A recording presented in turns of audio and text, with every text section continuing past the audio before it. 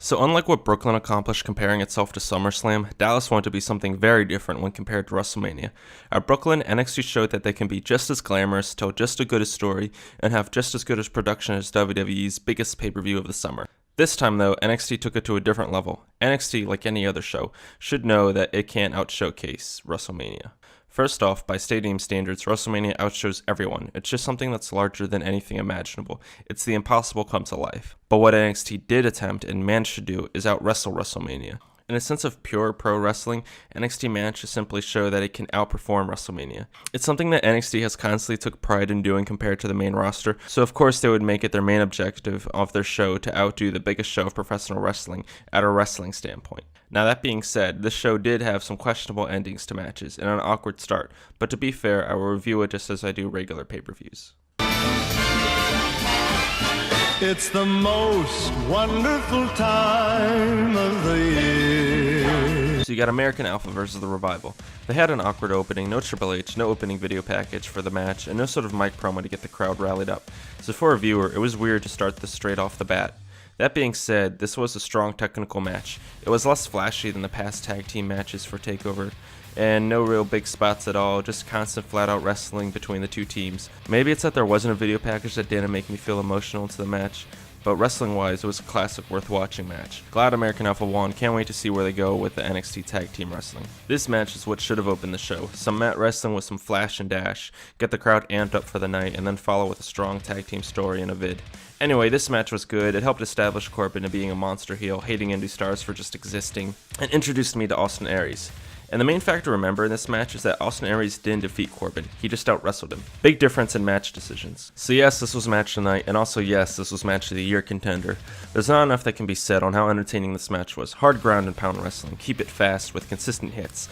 If this is Sami Zayn's send-off, what a way to go out, and what a way to debut. This is by far the best NXT TakeOver debut, and quite possibly one of my favorite WWE debuts, NXT or main roster. It'd be interesting to see where they go from here. How will they try to market Shinsuke Nakamura and use him? There's a smart way, but then there's also a way of prepping him for the main roster. Anyway, this was one hell of a first impression. So I wonder if they'll make the passing out part a story of their rematch, of Bayley showing that she's awake immediately after the ref called the match. This isn't the match I expected, but I didn't know how other people thought it'd be like Lesnar vs Cena either. I knew they'd treat it as two titans battling out each other. Just at the end, I expected Asuka to win by KO, like Owens at Rival, or like how MMA fighters win at the end when the ref stops the match because the opponent's being beaten down too far. This felt more like Undertaker and Lesnar at SummerSlam. Either way, the best title match since post-Four Horsewoman era. Less flashy, but moments that still felt big and spots that still felt epic. Halfway through it showed that they were actually learning and adapting against each other during the match. I hope we get a rematch, and mattering how the rest of the division is by then will depend on whether I want a clean finish or an indecisive win like last time. So let me make some things clear. When a wrestler under your care suddenly gets a cut from under his eye and bleeds constantly, it's not PG to interrupt the match in order to find out if he can still see. This is making sure to protect your injured wrestler and to make sure for the safety of his opponent. They didn't want him to end up blind by the end of the match. Also, it adds to the realism of wrestling. I know people get gritty and real mixed up when saying what they want in their wrestling, but the ref stopping the match and checking on the eye is realistic and not PG. This is what happens during boxing matches. It gives a realistic feel to the match and gave story to how little Joe cares for himself and more about wrestling. I didn't feel that it stopped the momentum of the match, but added to the intensity of it, and gave it more importance than I originally had going into this match. That being said, the ending did feel a little flat compared to how big the match felt as it grew, especially since it was the same way Austin Aries won earlier against Corbin, and like Bayley, Joe showed that he was still up and ready to wrestle, and the match shouldn't have ended that way. Maybe it was an audible call though. Either way, this was a great main event that I wasn't really preparing to care for that much, but because of the early incident did give it a bigger feel. Looking back, this is currently the best pay-per-view of the year.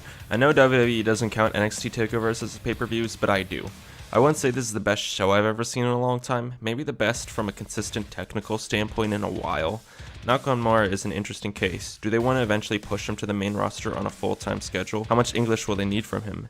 Will they get him a manager? It's also interesting to see where the three divisions will go from here.